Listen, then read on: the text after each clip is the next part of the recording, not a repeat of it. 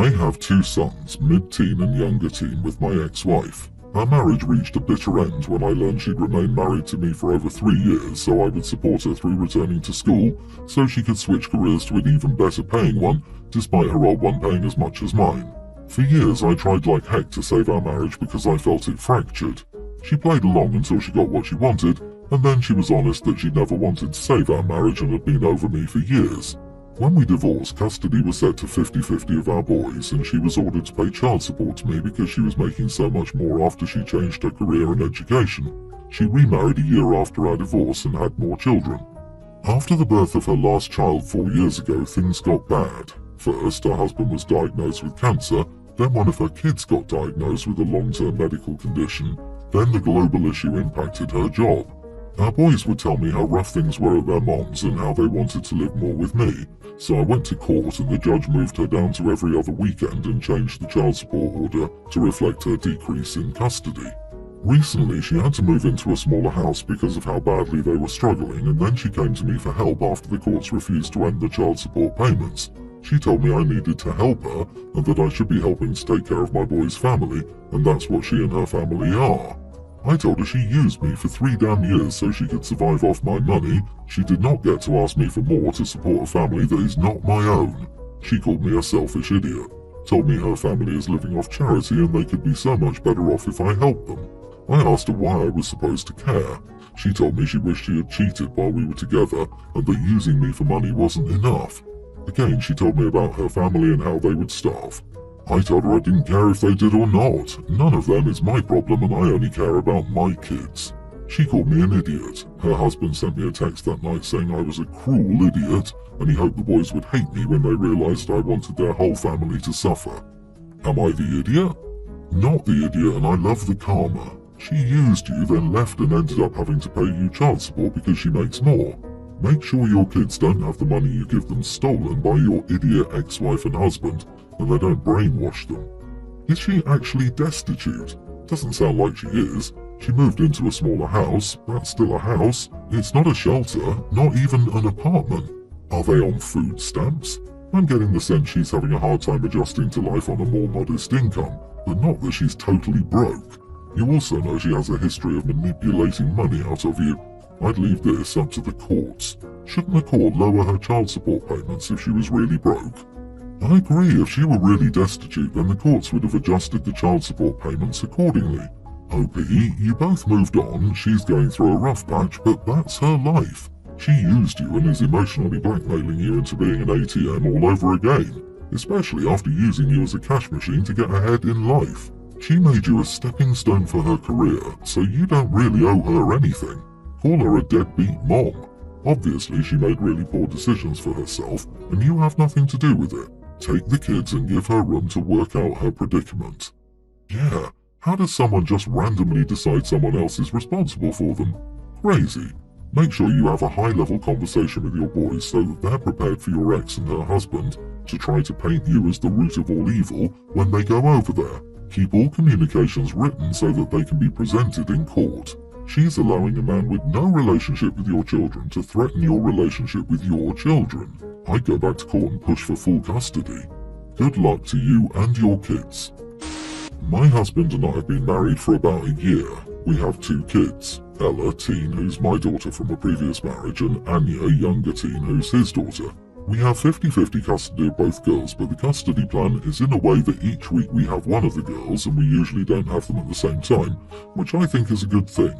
Anya skipped a grade, so she's in the same class as Ella. A few days before Christmas, Ella came back home crying. She told me that Anya and her friends had been making fun of her. This is not the first time she's bullied my daughter. She mocked her for being fat, she's just a little overweight, and made fun of her for not having any friends. When I heard the whole story of what happened, I was so mad. My father-in-law has been planning a trip for the entire family, completely paid for, and even though Anya wasn't supposed to be with us that week, she was invited. I decided I didn't want her to be anywhere around Ella, so I called father-in-law, explained everything to him, and asked him to uninvite Anya. He basically told me that if we have a problem with his granddaughter, we can skip the trip, and didn't listen to anything else I said. I waited for my husband to come back home and told him everything. He said he'll handle it. I asked him if that meant Anya was uninvited and he said no, but he would find an appropriate punishment. I was fuming. I made a Facebook post explaining what had happened and said if Anya went then Ella and I wouldn't be going.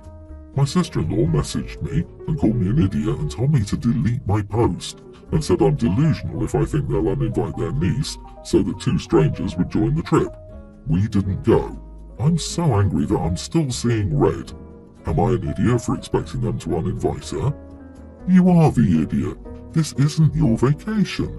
Your father-in-law can invite who he wants, and he's inviting all of his grandchildren. Also, why to make it about you and put it on Facebook? And what a way to make sure the girls never get along. I don't understand not having them at the same time either. I'm not condoning your stepdaughter's bullying. That is a separate issue that your husband needs to deal with.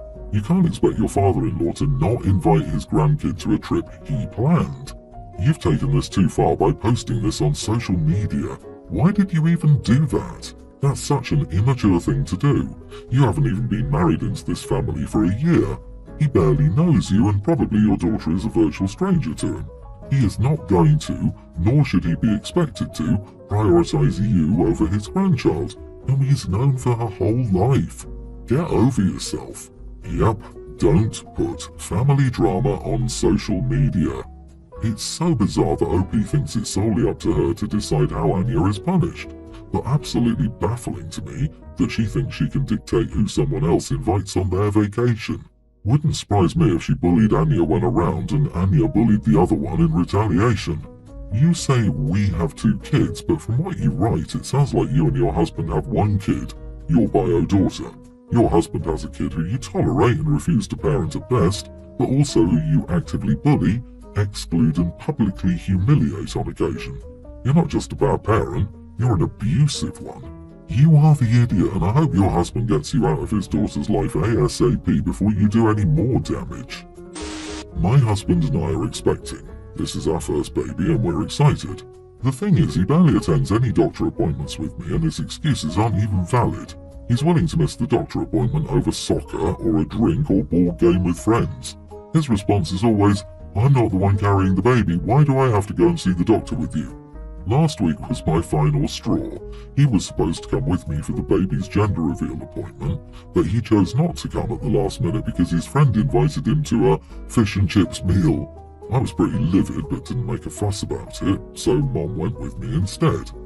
He texted asking me to tell him the results, boy or girl, but I refused to tell him. He kept spam calling me, but I hung up each time. He came home fuming, demanding I tell him the results, but I refused and bluntly told him since he refused to attend the appointment, then he would get no results till after the baby's born, and said I was willing to die on this hill. He went off calling me spiteful and immature for doing this, and punishing him. He said he's the father and has the right to know. He then called me dramatic since I wasn't alone and Mom was with me. I said he gets no results, period.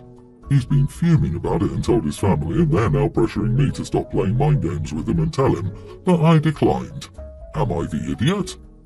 Not the idiot. Already a deadbeat dad before the baby is even born. If I chose to hang out with friends instead of going to my wife's doctor's appointment with her for our kids, I'd expect every one of my friends there to make me feel bad about myself.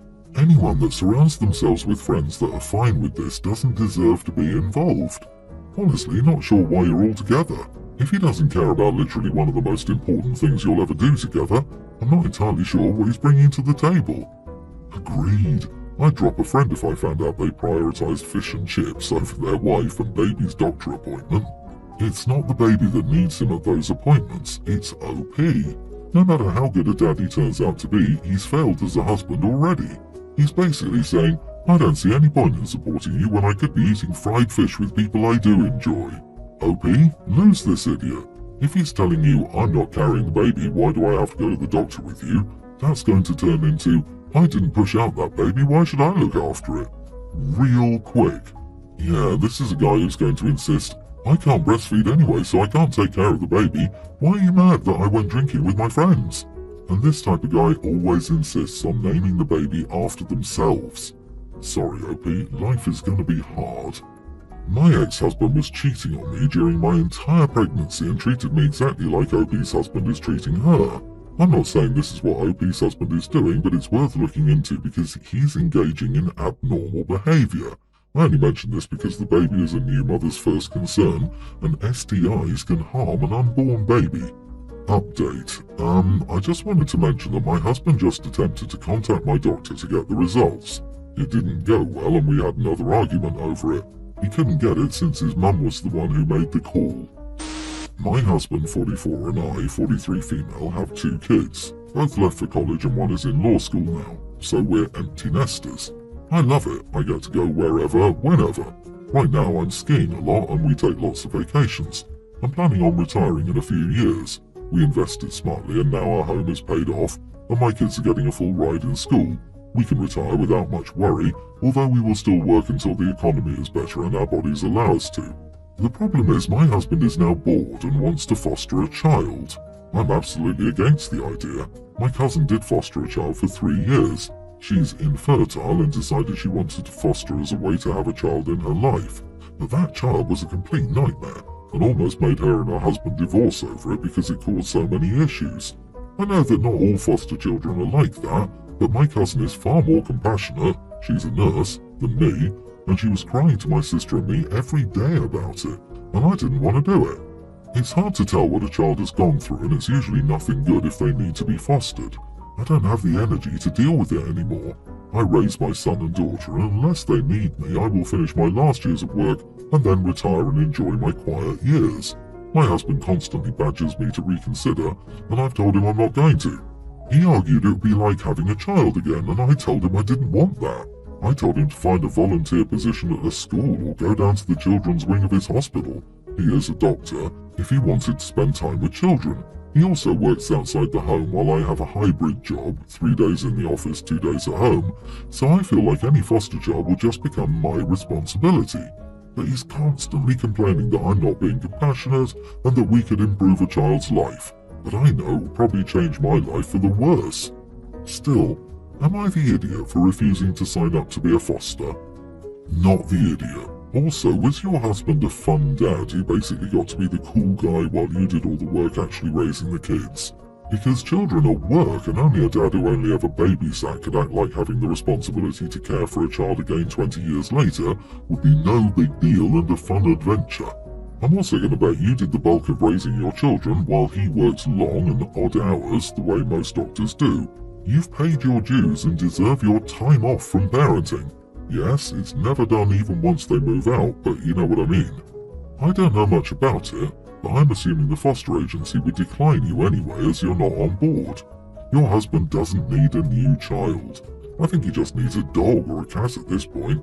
He doesn't seem to understand all the work you've done for your previous children. You say it yourself, you love kids but not anymore. Get some peace and have fun with your life. You have the right to listen to your gut feeling, and if your husband still wants a baby, he should work in a kindergarten. Maybe he'll understand what taking care of a baby really means.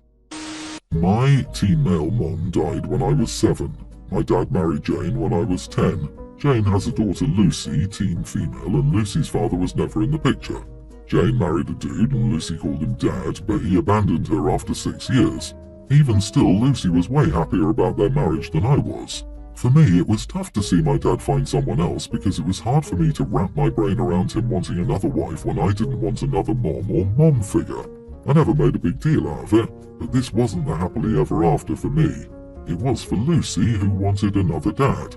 My dad and Jane realised it was tough for me and put me in therapy, where I still go today. We also had family therapy a year into their marriage, where we had to be open about our feelings. I was honest to a point.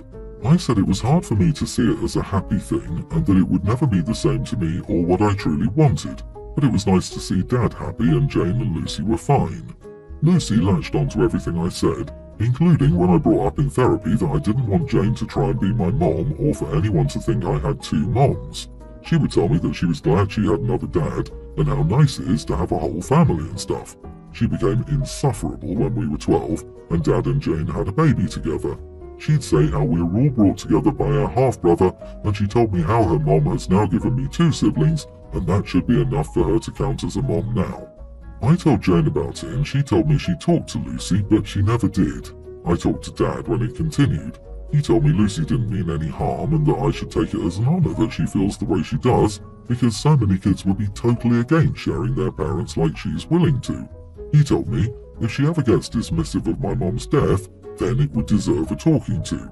Time passed and things got easier, but it's still not the same for me as it is for Lucy. Last week, Lucy started to say embracing my dad as her own was for the best and that I should do the same with her mom. She said our experiences leading to becoming a family were the same, and she knew what she was talking about.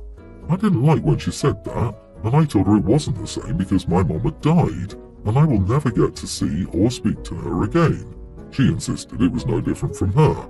I told her it was, and we'd never understand how the other felt. She got upset with me and said it should be easier for me and that I can't hold on to my mom forever, and I need to let go of her like she let go of her first dad because they're both gone and we're better for it. I got so mad and yelled at her to leave me the heck alone. She burst into tears. My dad told me he would talk to Lucy when I explained what happened, but Jane was angry and so was Lucy, and they said I had no right to yell at her the way I did. Am I the idiot?